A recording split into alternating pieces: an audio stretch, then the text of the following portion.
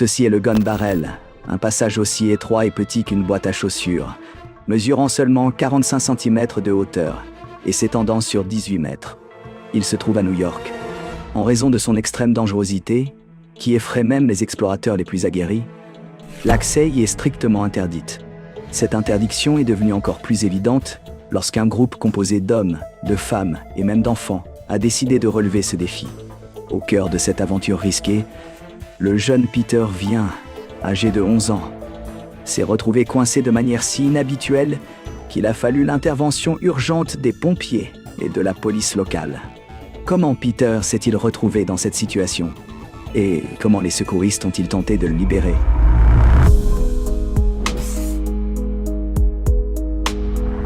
Bonjour à tous et bienvenue de retour sur Abysseur. Cette histoire ne concerne pas seulement un destin suspendu à un fil, mais 19 vies en jeu. Un matin glacial de janvier 1970, 31 aventuriers se sont rassemblés, bien emmitouflés pour affronter l'hiver mordant. Leurs bottes crissaient sur la neige tandis qu'ils se dirigeaient vers la célèbre grotte de Knox, connue pour son défi unique, un tunnel appelé Gun Barrel. Ce passage étroit, large de seulement 46 cm et long de 18 mètres, était considéré comme un véritable test de courage, séparant les explorateurs occasionnels de ceux prêts à repousser leurs propres limites. Beaucoup étaient déterminés à traverser ce goulet étroit pour explorer les zones encore inexplorées de la grotte. Après une longue marche à travers une forêt couverte de neige, le groupe atteignit l'entrée, un trou gelé menant à l'obscurité de la grotte. Un à un, ils descendirent dans les profondeurs, où la température chutait rapidement, laissant le monde extérieur derrière eux, remplacé par le bruit discret de l'eau goûtant et le son de leurs pas résonnant sur la pierre. Parmi les courageux, 19 se proposèrent d'affronter le tunnel redouté. Et parmi eux se trouvait Peter Vien, un garçon de 11 ans en quête de prouver sa valeur lors de sa première aventure souterraine. Il observa les autres progresser, certains rapidement, d'autres avec prudence, se préparant lui-même à relever le défi. Quand vint son tour, Peter prit une profonde inspiration et s'engagea dans le tunnel. L'espace était encore plus étroit qu'il ne l'avait imaginé. Son corps frottait contre les parois rugueuses, et il devait utiliser ses coudes et ses genoux pour avancer.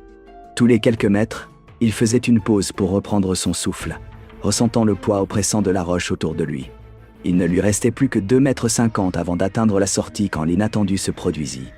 En essayant d'avancer, le genou de Peter se glissa dans une petite fissure du sol. Au début, il pensa que ce serait un simple contretemps. Mais en tentant de se dégager, il réalisa que son genou était solidement coincé dans la roche. La panique l'envahit. Ses efforts désespérés ne firent qu'aggraver la situation. Rapidement, les autres aventuriers, entendant ces appels au secours résonner dans le tunnel, s'arrêtèrent pour revenir l'aider. Le groupe se retrouva alors face à un terrible problème. Le corps de Peter bloquait complètement le passage, empêchant tout mouvement vers l'avant ou l'arrière. Chaque tentative pour le libérer, tirer, tourner, changer de position, ne faisait qu'ajouter à la douleur du garçon. Tous se retrouvèrent piégés dans ce couloir glacé, sans issue, tandis que le froid menaçait d'aggraver la situation. Dehors, l'inquiétude grandissait. Les heures passaient sans nouvelles. L'un des membres du groupe, en vérifiant la situation, découvrit l'angoissant scénario. Peter était coincé, et les autres se retrouvaient bloqués derrière lui.